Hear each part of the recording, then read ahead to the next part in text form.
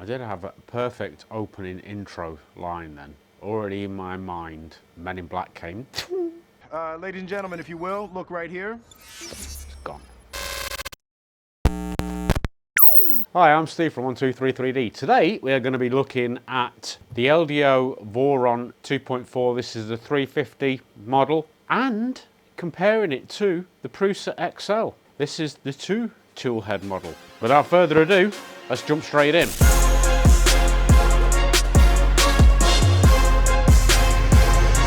So, 2 big form factor machines, pros and cons to both, and we shall discuss those to see which one of these machines will best suit your needs if you're looking for a large form factor printer. So, first up, we will talk about the Prusa XL. So the Prusa XL has a quite large build volume of 360 millimeters cubed. So basically X, Y, Z, 360 millimeters in a cube formation, maximum print volume. The model we have here was the semi-assembled version. Now, semi-assembled means exactly what it says. It was partly assembled, so things like the tool heads were pre-assembled.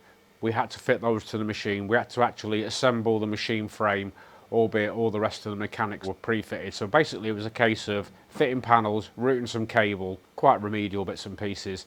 Not a hard task in any way, shape or form. Quite enjoyable. For me, it's always beneficial to assemble the machine yourself because it makes any ongoing maintenance a lot easier because you know how everything works because you assembled it. So, and that's a plus. We have the 2 tool head option here. This is available in various configurations right the way up to 5 tool heads. The other added advantages to this machine are it has a segmented heat bed. So basically it will heat smartly for the print area that you are actually printing on. It would heat the bed at an appropriate area so you're not wasting unnecessary amounts of energy.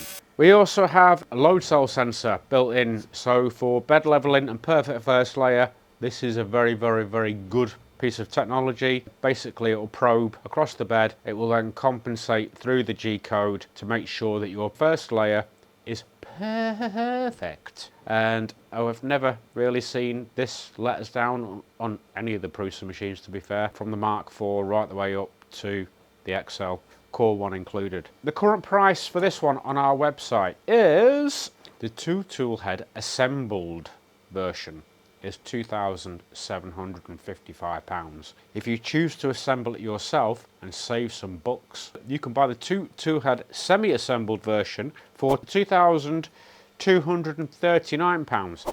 So you're saving quite a chunk of money for the pleasure of sitting there at your desk, your workbench, your kitchen table, wherever, assembling the machine. If I remember rightly from when we assembled it, it isn't an overly long process, probably about 4 hours, thereabouts, if you take your time. It's nothing really strenuous. Now you might take a deep breath and go, I can assure you it is worth every penny. If you are into manufacturing in any form, this will pay for itself over and over and over and over again. The beauty with the tool changing system over some of the competitors' models, i.e. the AMS, CFS, Ace Pro unit, is they produce an awful lot of waste, whereas the tool changer purges less because each head is dedicated to that particular colour. So in terms of print speed and waste, you add up that saving that you're making on material waste, it's soon going to pay for itself. Take it from me. So that is the Prusa XL. I will talk about both in more detail, but we'll jump over to the Voron. So the Voron is a full kit build, which entails you having to 3D print all of the plastic parts yourself. If you don't want to do that, there are places where you can buy the pre-printed parts. If that's what you choose to do, that's an option. They're not overly expensive. I think last time I looked on Etsy and other places that do actually offer the parts, I think you can get the base printed parts for about £100-ish, thereabouts, give or take. You can do that. If you own a printer, you can print all your own parts. Simple. And this will use typically 2 kilograms of your base colour filament and 1 kilogram of your accent colour filament, albeit you don't use all of it, you will have some left over. So if you do get any print failures or whatever else, you'll have plenty of filament to reprint and do it again. not a problem. It is a kit form from LDO. The kit is very well put together. Everything is labelled really clearly. There's a whole host of online resources to give you build guides, instructions, step-by-steps and everything else that are very informative. And there's a huge community out there, guys, that will help you on your way to get this machine built, configured, up and running. It's not as technically demanding as you may fear. Build time for this is probably around the 50-hour-ish mark. So if you've got yourself some time set aside for a couple of hours each evening, you can take it step by step and build the perfect machine. Advantages with the Voron machines are they are fully open source. There is a huge community working on modifications, upgrades, new tech and everything for these machines. For example, you may be sitting back wondering, well, the Prusa XL is ideal for me because that can print multi-material, multicolour. I haste not. So can the Voron. Here we have the Box Turtle, another LDO kit. You 3D print the parts again for this. You now have the capability to print 4 colours. You can daisy chain these together via your USB lead infinitely. So you can have 6 million colours if you want a lot of boxes hanging around. But on top of that, there are also kits that will be shortly in stock on the website for the actual stealth changer. Now, what the stealth changer is it's basically a tool head changer for the Voron. And the beauty of that is with the 350 machine, you can have up to 6 of these. So you can have 6 tool heads, all printing multi-material, multicolour, another plus. Technology-wise, they're both a Core XY machine. They're very similar form factors, albeit the Voron 2.4 has what is known as a flying gantry. Now, what this means is the gantry is actually suspended on linear rails on all 4 corners and driven with belts.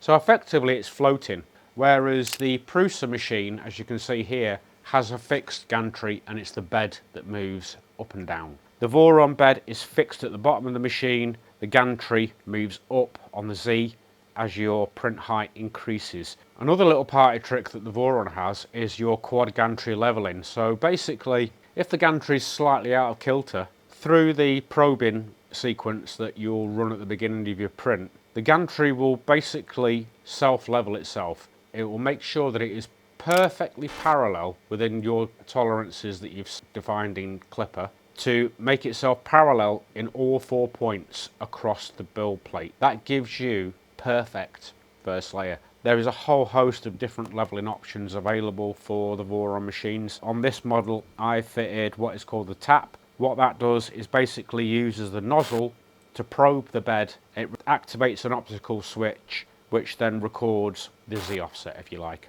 Or it basically knows then from that point when it's activated that optical sensor the height down from where it was. There are other options available like the eddy and whatever else, which is a lot quicker, but for me and our use case, the tap is perfect. It works, it's easy to fit, it's a nice CNC'd part that fits between the actual stealth burner and your linear rail, so it makes for a good, solid, reliable, accurate method of leveling and probing. What else can I mention? So both machines do print relatively quickly.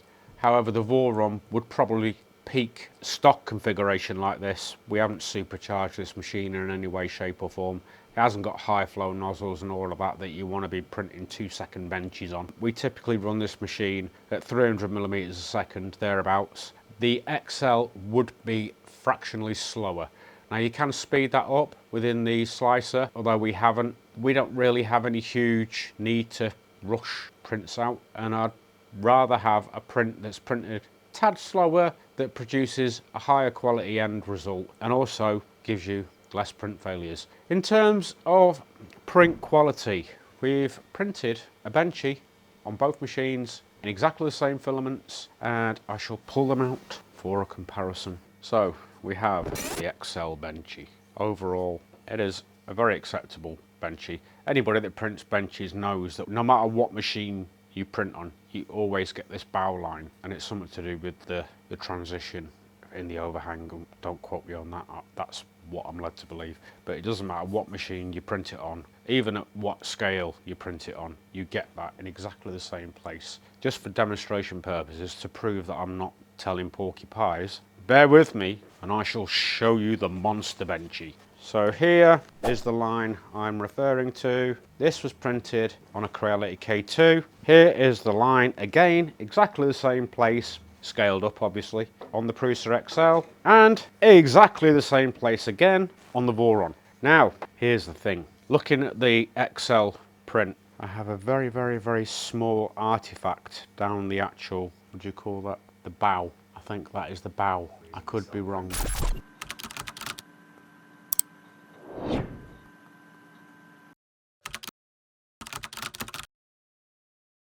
I am not a nautical person. The Voron has it very fractionally, but not as pronounced as what we have on the XL. Now, I don't know where Chris printed this. If this wasn't printed on a flat, solid surface and this wobbly table, that would explain. Basically, you need to make sure that the printer is sat on a very, very firm, solid base to eliminate any resonance. Now, you can tweak this with the Prusa because you can now buy the hacker board and do your own accelerometer tuning and whatever else, and you would probably iron that out perfectly. But typically when the machine is sat on the floor, which we normally have it on the floor when printing because it's too big to put anywhere else, we took it under the bench out of the way, it produces really, really good quality prints. The Voron again has input shaping, so provided the machine's on a good flat solid surface, you've run your input shaping, tuned the profile, got the best out of the machine, it will produce exceptional quality prints. This machine we built nearly a year ago now, and it's been used regularly. The only things I've had to replace on this machine in that period of time was one belt, because I didn't have it lined up perfectly when I built it and it wore on the edge. I could have still used it, but I thought for the sake of it, just replace it. It's easy enough to do. So I've replaced the belt, and I've also replaced the build plate, because the build plate that we had, I wore it to death. Just replaced it with another LDO Dark Rock 355 build plate, which is PEI textured, magnetic, and doubly sided, as you can see. Very nice build plate. The Prusa build plate, you can get a number of different build plates for the XL. You can get smooth, textured, and satin. All of them are magnetic and all double-sided, just the same as I highlighted with the Voron. Again, flexible, pop off your prints, line it up with the screws at the back, snaps down beautifully. You can add all kinds of weird and wonderful extras. In the back of this machine, I've added a nozzle scrub brush and a little purge bucket. I don't really use the purge bucket, to be honest, but I printed it because it fits with the nozzle brush, and if I did ever want to do a purge, I can set that in the G code and it will basically purge filament through there. When you have the actual turtle box hooked up, you need to print some additional parts for the stealth burner tool head, with a filament cutter and an arm that basically protrudes out the side, bashes against the side, cuts the filament, and then it will purge a poop. There's loads of macros where you can have it flick it off the build plate. You can do whatever you want with it. You could put a chute in the side, and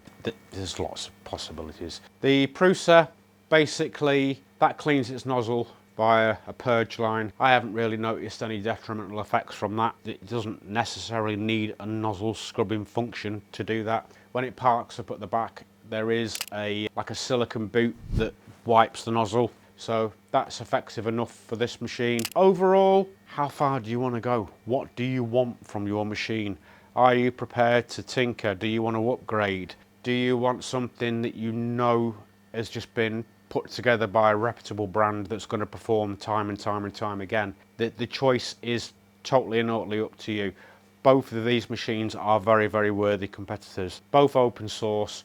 Prusa don't lock down their firmware, so you can tweak and tinker with it if you want. You can add an enclosure to the XL if you want to print with ABS, ASA, PC and whatever else. The Voron comes as a kit where you can enclose it if you want with the Perspex panels, or you can leave it open if you're only printing with PETG or PLA. So obviously it is an endless rabbit hole, if you like. If you buy one of these, it's never going to go out of date. You can always mod it, upgrade it, tweak it, improve it, or just leave it as it is in its beautiful form. The choice is entirely up to you. or if you want the iconic black and orange Prusa. The components for both machines are exceptional. I know that LDO, who make and supply this kit, used to provide Prusa with all of their motors and everything else. I'm not sure if they still do. They might do, but under Prusa branding, not LDO branding. So component wise, they're both really good quality components. They're both capable of producing really high quality results. They will be pretty much future proof. Prusa always release upgrade kits and whatever for their machines, so you can upgrade as they evolve. The Voron team and the people behind Voron, they also upgrade all the time, and the added benefit, if you buy an LDO kit, LDO donate a certain percentage of all their sales back to the community, so that money can be reinvested into more development, which is a very noble thought. I love both of these machines.